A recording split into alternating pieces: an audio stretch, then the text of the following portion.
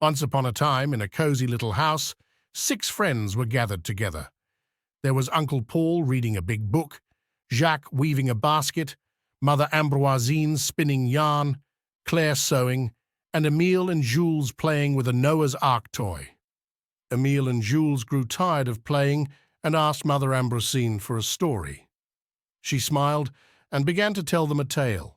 She spoke of a grasshopper and an ant who went to a fair together.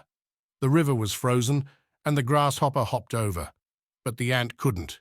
It asked the grasshopper for help, but the grasshopper refused.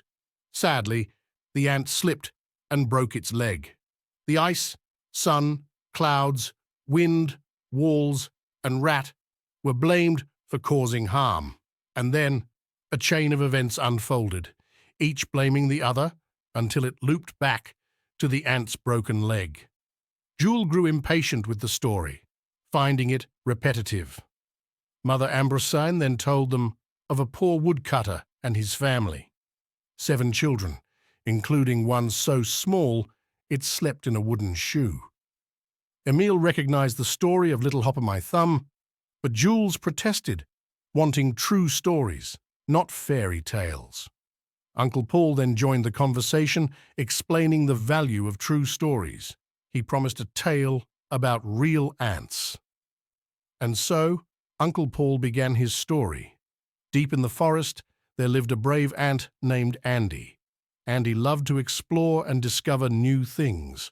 One day, he decided to venture across a frozen river to find food for his colony. Andy was determined and tried to cross the ice, but it was slippery.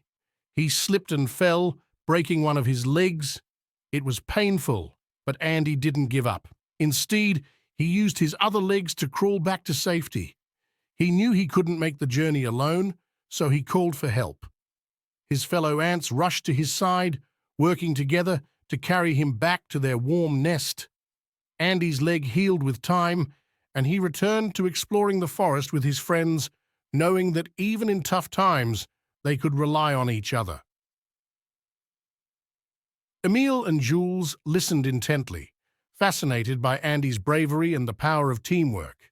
They realized that true stories could be just as exciting as fairy tales, and they eagerly awaited more adventures from Uncle Paul's big book.